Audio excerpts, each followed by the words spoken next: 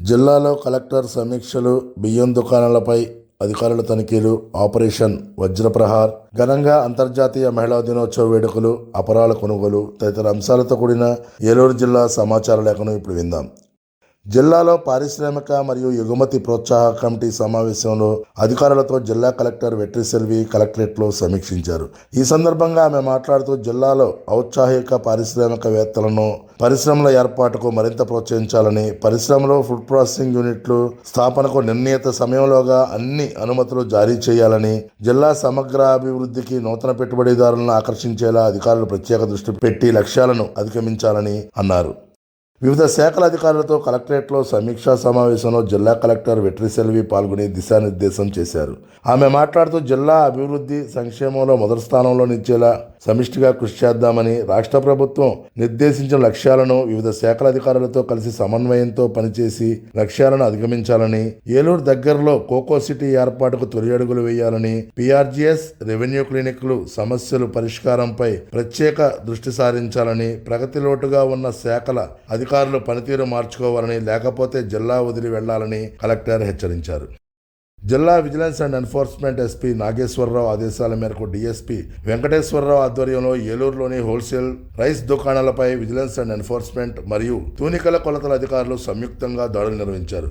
బియ్యం బస్తాలపై తయారీదారుడి పేరు, ఎప్పుడు తయారు చేశారు, కేజీ విలువ ఎంత, మొత్తం బస్తా ఎన్ని కేజీలు ఉంది అన్న వివరాలు లేకుండా బియ్యం బస్తాలను అమ్ముతున్నట్లు వచ్చిన సమాచారం మేరకు ఈ దాడులు నిర్వహించామని, ఇటువంటి వివరాలు లేకుండా బియ్యం అమ్మకాలు జరిపితే వారిపై కఠిన చర్యలు చేపడతామని అన్నారు. మొత్తం 11 దుకాణాలలో తనిఖీ చేయగా వాటిలో 10 దుకాణాల నిబంధనలకు విరుద్ధంగా బియ్యం బస్తాలపై ఎటువంటి సమాచారం లేకుండా అమ్ముతున్నట్లు గుర్తించి వారిపై మెట్రాలజీ అధికారులు కేసులు నమోదు చేసినట్లు తెలిపారు.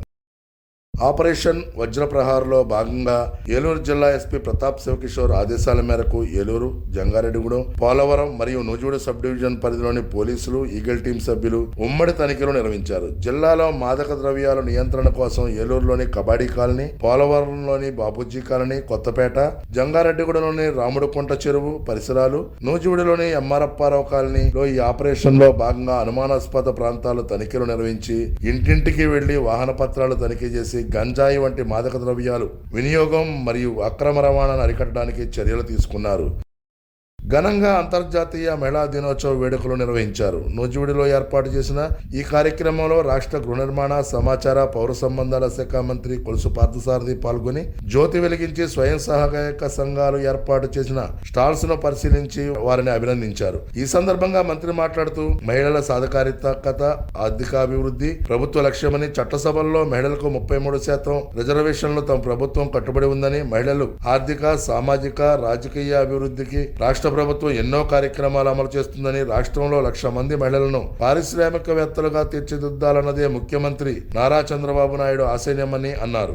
అదేవిధంగా ఏలూరు CR రెడ్డి కళాశాలలో నిర్వహించిన అంతర్జాతీయ మహిళా దినోత్సవ వేడుకల్లో జిల్లా కలెక్టర్ వెట్రిసెల్వి, SP ప్రతాప్ శివకిషోర్, ఎమ్మెల్యేలు బడేటి రాధాకృష్ణయ్య, చింతనేని ప్రభాకర్, ఏలూరు నగర మేయర్ నూర్జహాన్ ప్రభృతులు పాల్గొని మహిళల అభివృద్ధి కోసం ప్రభుత్వం పెద్దపీట వేస్తోందని, మహిళల కోసం ఎన్నో పథకాలు అమలు చేస్తోందని, వాటిని రాష్ట్రంలోనే మహిళలందరూ సద్వినియోగం చేసుకోవాలని అన్నారు. ప్రభుత్వం ప్రకటించిన మద్దతు ధరలలో అపరాలు, మినుములు మరియు పెసలు కొనుగోలు ప్రక్రియ ప్రారంభించినట్లు జిల్లా joint collector doctor Abhishek Gowda తెలిపారు. క్వింటా ప్రభుత్వం ధర పెసలు 8,768 మరియు మినుములు 7,800 రూపాయలకు కొనుగోలు చేసేందుకు ప్రభుత్వం అనుమతి ఇచ్చిందని, జిల్లాలో పెద్దపాడు, ఏలూరు, దెందులూరు, ముదినేపల్లి, మండవల్లి, కైకలూరు, కలిదిండు మండలాల్లో ఈ పంట నమోదు చేసుకున్న రైతుల నుండి కొనుగోలు చేయుటకు సమీపంలోని రైతు సేవా కేంద్రంలో CMAPP ద్వారా రైతుల పేర్లు నమోదు చేయించుకోవాలని, తేమ శాతం 12 లోపు ఉండాలని మరియు రైతులు నాణ్యతా పరిణామాలు పాటించాలని, ఈ అవకాశాన్ని రైతులు సద్వినియోగం చేసుకోవాలని అన్నారు. ఇప్పటి వరకు ఏలూరు జిల్లా సమాచార లేఖను విన్నారు.